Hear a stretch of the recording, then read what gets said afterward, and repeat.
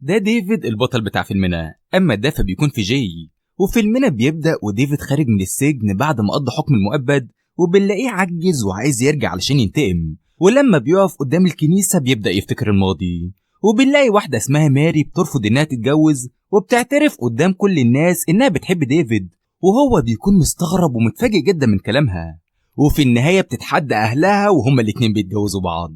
ولما بيدخلوا البيت ماري بتعلمه القراءة والكتابة علشان ما يكونش جاهل، وبعد فترة بيخلفوا ولد وبنشوفهم فرحانين وعايشين حياة سعيدة.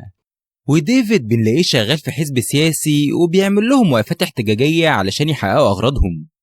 وبعدها بياخد مراته وبيروح لرئيس الحزب فيدي وبيطلب منه يختار اسم للمولود الصغير، لكن بيشوف ماري وبتعجبه جدا ومش قادر يشيل عينه من عليها، وبيتحرش بيها وبيمسك ايديها وهو بياخد الطفل. وديفيد بيتعامل على نياته وما يعرفش ان هو عايز مراته، وبيفضل يبصلها وبيفكر ازاي يستغلها. وتاني يوم بيؤمر ديفيد يعمل وقفة احتجاجية علشان الشرطة تقبض عليه. وفي الوقت ده ماري بتروح له وبتطلب منه يساعد جوزها ويخرجه من السجن، فبيفضل يلف ويدور في الكلام لحد ما بيدخلها أوضة فاضية وبيحاول يتحرش بيها ويغتصبها ويستغل ان ديفيد مش موجود. فبتقدر تهرب وبتنط من الشباك، لكن بتخاف أول ما بتشوف إنهم هيقتلوا ابنها لو ما سمعتش كلامهم ورجعت تاني. وبعدها ديفيد بيطلع من الحجز وبيلاقي صاحبه ماهيش عمال بيعيط ومش فاهم إيه اللي بيحصل. وأول ما بيوصل البيت بيلاقي ماري منتحرة وبيكون في حالة صدمة، وبيشوف ورقة موجودة في إيدها وبيعرف إن رئيس الحزب اغتصبها وعلشان كده موتت نفسها. وبيفضل يعيط ومش قادر يصدق إنها مش هترجع تاني. فبيقرر يروح لبيت رئيس الحزب وبيتهجم عليه وعايز ينتقم منه. ولما الضابط بيمنعه بيقوله ده اغتصب مراتي وبيوريه الورقة اللي تثبت الجريمة بتاعته. فالضابط سهاي بيؤمر العساكر يقبضوا عليه علشان ديفيد يثق فيه، وبيخليه يمسك ورقة وقلم ويمضي على بياض وهو هيكتب له المحضر في الاسم. وبعدها بيروح لفيدي وبيفك الكلبشات من ايده، وساعتها ديفيد بيكتشف انه اتضحك عليه وسرقوا منه ورقة الاعتراف.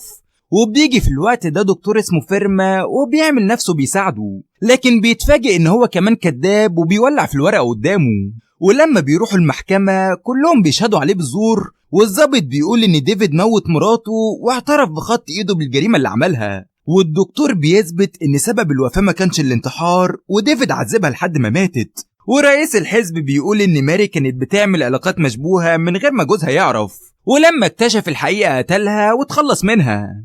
وديفيد بيكون مصدوم جدا ومش عارف يدافع عن نفسه، وفي الوقت ده بيتحكم عليه بالسجن المؤبد علشان قتل مراته. وبيطلب من ماهيش يربي ابنه ويخليه مجرم وكل الناس تخاف منه علشان أول ما يكبر ينتقم لأمه ويرجع حقها. وهو بيوعده هيسمع كلامه في كل حاجة بيقولها. وبعدها بنرجع لوقتنا الحاضر وديفيد بيدخل الكنيسة وبيقول للقسيس أنا هعمل ذنب كبير وهموت 3 أشخاص وعايز ربنا يسامحه. والقسيس ما بيلحقش يعرف هو مين. وبعدها بيروح لبيت صاحبه وبيلاقيه غني جدا، وأول ما بيشوفه قدامه بيكون فرحان ومش مصدق نفسه. وفي الوقت ده ديفيد بيسأله عن ابنه وماهيش بيفضل يلف ويدور في الكلام ومش عايز يجاوبه. فبيكتشف ان ابنه بقى مفتش شرطة واسمه فيجي وكل المجرمين بيخافوا منه. وديفيد بيزعق له وبيسأله ازاي تعمل كده، وبيتضايق اكتر اول ما بيعرف ان ماهيش ضحك على ابنه وقال له انا ابوك وامه ماتت بمرض الجدري. وده بيخلي ديفيد مصدوم جدا وعمال بيعيط ومش مصدق نفسه، وبيقول له انا مش محتاج لحد منكم وقادر انتقم وارجع حقي من تاني، واي حد هيقف في طريقي هقتله. ولما بيكون ماشي بيفتكر كل ذكرياته مع مراته وابنه، وبالشكل ده خسرهم هما الاتنين. ومن ناحية تانية في جاي بيكون مع حبيبته فينيتا، وبنكتشف ان ابوها نائب مفتش الشرطة وهما الاتنين بيحبوا بعض جدا. وبعدها ديفيد بيروح القبر بتاع مراته، ولما بيكون هناك بيشوف في جاي موجود قدامه بيحقق في قضية، وهما الاتنين بيكلموا بعض وللأسف ما بيكونش عارف ان هو ابوه. وتاني يوم القسيس بتاع الكنيسة بيروح لنائب مفتش الشرطة وبيقول له ان في واحد اعترف له انه هيموت 3 رجالة وما يعرفش هو مين، وهم محتارين جدا وبيفكروا ازاي يقبضوا عليه. وفي جاي بيقترح ينشروا خبر في الجرايد انهم عرفوا القاتل والقسيس وصف شكله، وفي الوقت ده هيفكر يروح الكنيسة وينتقم منه وهنعمل له كمين ونمسكه. وفعلا بينشروا الخبر في كل الجرايد وديفيد بيكون متضايق، فبيعمل خطة وبيتنكر في شكل قسيس وبيروح القسم وبيطلب يشوف المفوض الأعلى علشان عنده معلومات مهمة جدا عن القاتل، وبيرفض يقول لي في جاي أي حاجة هو بيعرفها. فبيضطر ياخده المقر المفوض علشان يقابله. ولما بيدخل المكان وبيشوفه بنلاقيه الظابط اللي شهد عليه زمان بزور، وفي جاي بيفتشه وبيتأكد إن مفيش سلاح معاه، وبعدها بيرفع زرار التسجيل علشان يراقب ويسمع كل حاجة. وفي الوقت ده ديفيد بيسيطر على المفوض وبيهدده بالموت وبيوريه شكله الحقيقي وبيخليه يتعرف عليه، وبيفضل يترجاه يسامحه وبيقول له انا اتغيرت وممكن اعمل لك اي حاجة انت عايزها. لكن ديفيد بيرفض كلامه وبيصمم ينتقم منه ويخلص عليه. فبيقرر يخلعه هدومه وبيلف الحبل على رقبته وبيشنقه، وهيموت لو حد فتح الباب او حاول ينقذه. وللاسف في جاي قبل ما بيسمع كلامهم بيعرف ان فينيتا عملت حادثة، لكن بيتفاجئ انها بتهزر وبتضحك عليه. فبيتضايق وبيرجع الأوضة بسرعة وبيكتشف ان حياة القائد في خطر. فبيروح يكسر الباب وبيحاول ينقذه، وللأسف المفوض بيموت. وديفيد بيسيب المكان والشرطة بتكون وراه وعايزة تقبض عليه، لكن محدش بيعرف يوصل له وبيقدر في نهاية الأمر يهرب منهم. وبعدها في جاي بيسمع تسجيل ديفيد وهو بيقول للمفوض انت خليت القاضي يحكم عليا بالمؤبد ولازم انتقم منك. فبيقرر يروح السجن وبيدور في كل الملفات لحد ما بيشوف صورته وبيقدر يوصله في النهاية، وبيعرف ان هو نفس الراجل اللي كان في المقابر وعمل قسيس. وبعدها بيعرف انه اتسجن وفي 3 كانوا شاهدين عليه، وللأسف هو موت اول واحد وكان المفوض سهي. ودلوقتي فاضل الدكتور فيرما والوزير فيدي. ومن ناحية تانية ديفيد بيروح مستشفى الدكتور فيرما علشان يموته، واول ما بيشوفه قدامه بيلاقي في جاي واقف معاه وبيقول له انت حياتك في خطر، وبياخده المكان تاني علشان يحميه.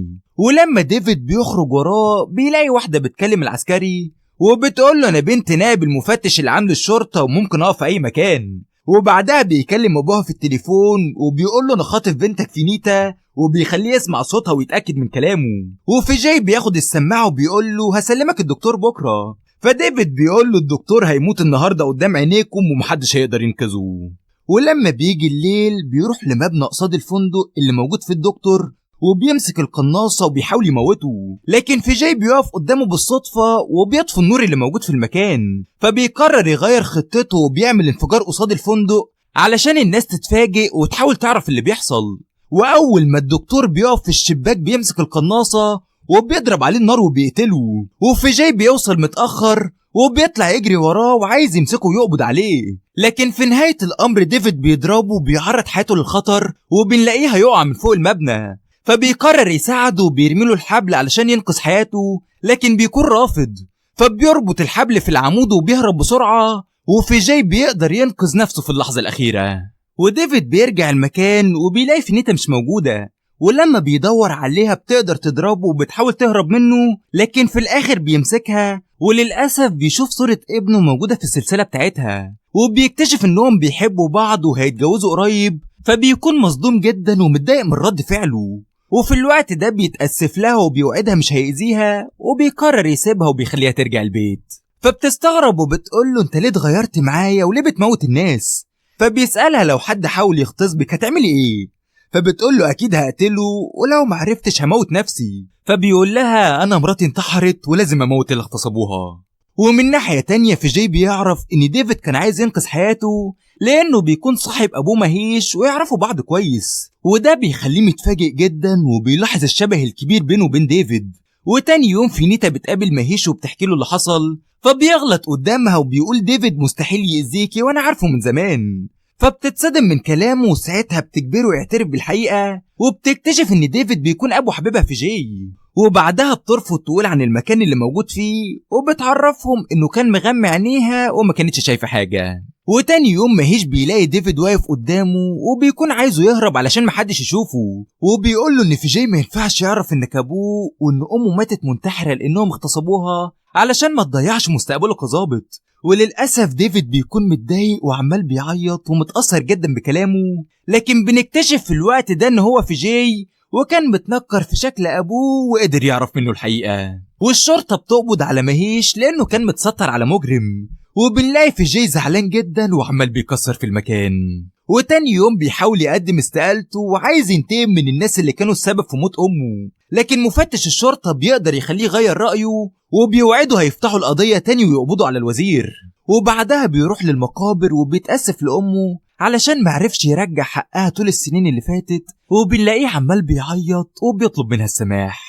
لكن بيتفاجئ أول ما بيشوف أبوه موجود قدامه، وفي الوقت ده بيتفقوا هما الاتنين لأول مرة وبيصلوا على روحها. وبعدها بيتحدوا بعض كالعادة، وكل واحد فيهم مصمم على وجهة نظره وعايز يحقق هدفه. وبعد فترة الوزير اللي اغتصب مراته بيوصل المطار وبيعرف ان ديفيد عايز يقتله ويتخلص منه، والشرطة بتطمنه انهم مأمنين المكان. وفي الوقت ده بنلاقي ديفيد في مواسير الصرف الصحي وبيحضر القنبلة اللي هيقتل بيها الوزير. وبعدها بيشوفه في العربية وهو بيقرب عليه وبيبدأ يحضر نفسه وبيستنى الوقت المناسب علشان يقتله. لكن للأسف جاي بيعرف خطته، وأول ما بيحط القنبلة في العربية بيجري عليها وبيشيلها بسرعة وبتنفجر في مكان بعيد.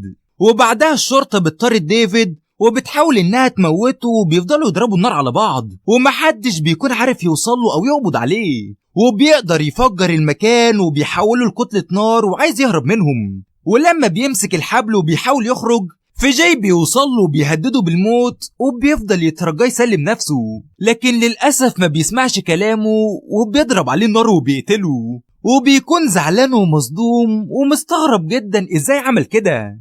وفي الوقت ده بيشيله وبيخرجه بره المكان بعد ما فقد الحياة، وعمال بيعيط ومش مستوعب انه موت ابوه علشان يدافع عن الوزير اللي اغتصب امه. وفي نفس الوقت الوزير بيفضل يشكر في جاي وفرحان جدا لانه انقذه من ابوه. لكن ديفيد مرة واحدة بيقوم وبيضرب عليه النار وبيقتله، وبالشكل ده بينتقم لموت مراته وبينفذ وعده وبيرجع حقها. وهو وابنه بيفضلوا يبصوا لبعض، وللأسف ديفيد بيطلع في الروح وبيموت. ومن هنا بيخلص فيلمنا. لو عجبك الفيديو دوس لايك واعمل اشتراك للقناة وفعل زر الجرس، واستنونا في فيلم جديد.